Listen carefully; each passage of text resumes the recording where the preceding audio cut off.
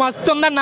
అంటే 1 చూసి ఎంత సినిమా బాగుంది అనుకున్నాము, 2 అనే మనకి రిలీజ్ డేట్ అవ్వగానే ఇంకా ఎక్స్పెక్టేషన్స్ చాలా పెరిగాయి. ఆ ఎక్స్పెక్టేషన్స్ అన్ని దాటిపోయి ట్రైలర్ చూసాక. అంటే మనకు వచ్చిన ప్రతి కంటెంట్, ఒక సాంగ్ అవని, టేజర్ అవని, గ్లిమ్స్ అవని, ప్రతి కంటెంట్ ఎంతైతే బాగుందో ట్రైలర్ అన్నింటికి మించి బాగుంది. ఆ ట్రైలర్ కట్ అయినా అలాగే ఉంది, ట్రైలర్ ఉన్న కంటెంట్ అయినా అంత బాగానే ఉందన్న. సూపర్గా ఉంది. సినిమా అయితే పక్క బ్లాక్ బస్టర్ అవుతుందని వెయిట్ చేస్తున్నాం. సినిమా రిలీజ్ కోసం వెయిట్ చేస్తున్నాం అన్న.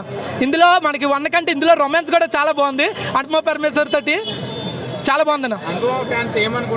అంటే నేను కూడా ఒక అనుపమ డైహార్డ్ ఫ్యాన్ అన్న.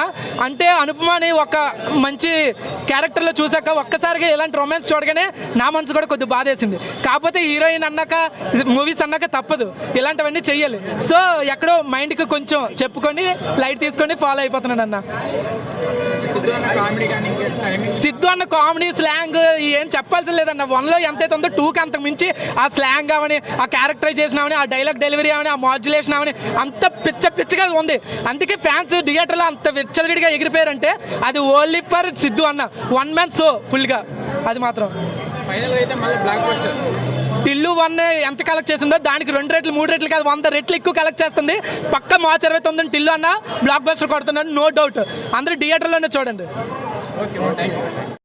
టిల్లు ట్రైలర్ డీజే టిల్లు కన్నా మించిపోయింది దాదాపు. అంటే ఇప్పుడు మనం ప్రతి ఒక్క సినిమా ఇప్పుడు జనరేషన్ చూసుకుంటే డైరెక్టర్లు కొందరు మందు కొట్టి రాస్తారు. పూరి జగన్నాథ్ అయితే బ్యాంకాక్ వెళ్ళి రాశాడు. మరి డైరెక్టర్కి ఎక్కడ వెళ్ళి రాసిండో దీని అమ్మ జీవితం.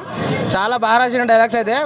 ఇక అనుపమ గురించి చెప్పాలంటే నాకు తెలిసి అనుపమ చాలా మంచి క్యారెక్టర్లు చేసింది. దీంట్లో మాత్రం ఇక కుర్రోళ్ళందరికీ పండగే కిస్సీన్ తోటి మామూలుగా లేదు. ఉన్న ఒక 30 సెకండ్స్ చాలా బాగుంది. బుమ్చి కాదు, ఇక బంచికే తబలా మ్యూజికే అందరికి.